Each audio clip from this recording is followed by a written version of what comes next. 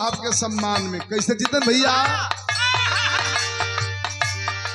धन है भीमा के भीम बाबा साहब मेरे हो, साहब मेरे जड़े गुलशन चमन को सजा कर गए हो, सजा कर गए।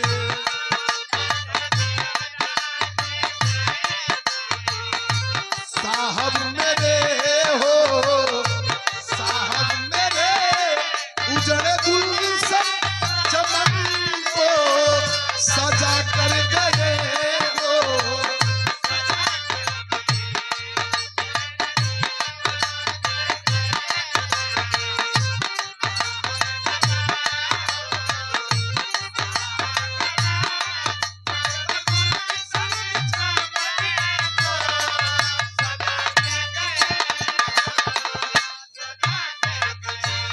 धन है हमारे SC ST OBC माइनॉरिटी समाज आज पूरा भाई एक मंच पर होकर के और अपने भारत के भाग विधाता का मिशन गीत आवेला कहे ले जा रोवा लोग गावे के हमन के बड़ा मन गदगद होला बेचू भैया।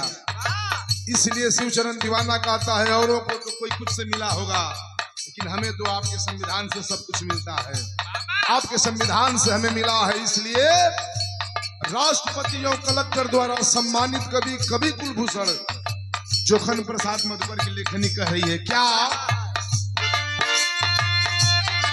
वही देवता मेरे वो फरिश्ता मेरे अपने अनुपम कलम से है सब कुछ दिए।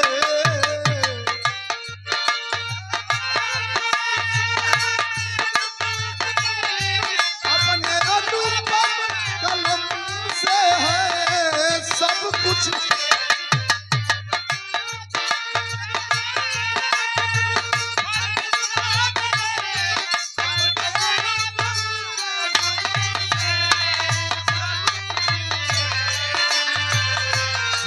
वही देवता तेरे वो फरिश्ता तेरे अपने अनुपम कलम से है सब कुछ दिए। आके तोड़े गुलामी के जंजीर को, जंजीर को हाकिए मजलूमों का वो दिला कर गए हो, दिला कर गए। धन है भीमा साहब मेरे हो, उजड़े गुलशन चमन को।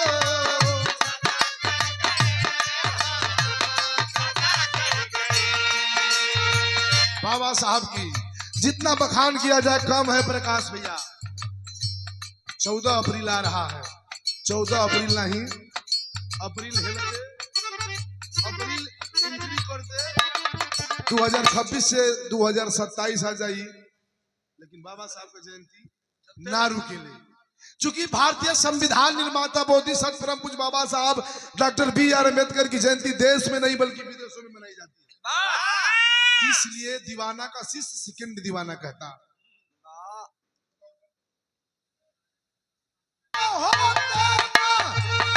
आजादी होती मेरे कश्ती को साहिल ये मिलता नहीं।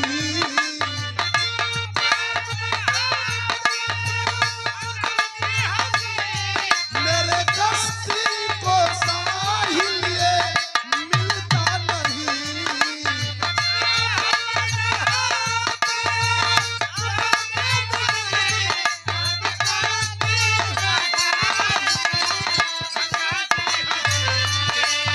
धन है कवि जोखन प्रसाद मधुकर जी, जिन्होंने अपनी कलम से इस लाइन को लिखा। शिवचरण दीवाना सलाम करता है। साहित्य लाइन है। कैसे जीतन भैया? बाबा साहब ना होते ना आजादी होती, मेरे कश्ती को साहिल ये मिलता नहीं। भैया बनकर रहो पर गौरी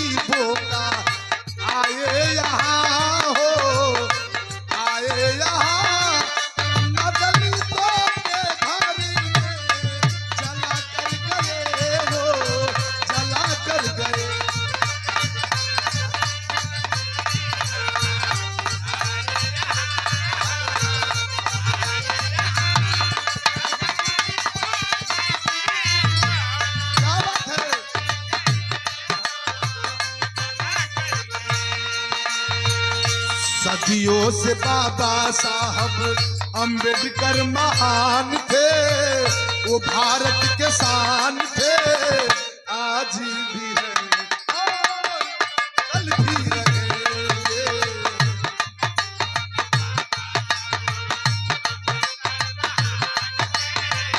वो भारत के शान थे, आज भी हैं और कल भी रहेंगे।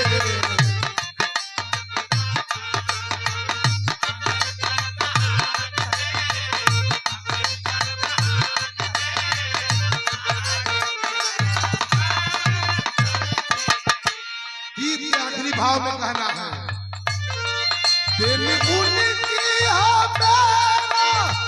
वतन खिल गया, ताजपोशी हमारी यहाँ हो रही।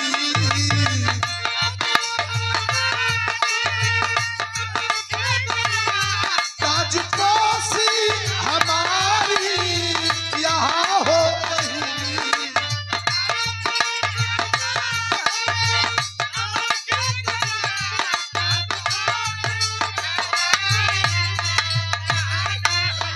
प्रकाश भैया इस लाइन पे तवज्जो चाहेंगे, जोखन प्रसाद बहुत दिया आज भैया। दिन उनकी मेरा वतन खिल गया, ताजपोशी हमारी यहाँ हो रही। ओ जोखन दी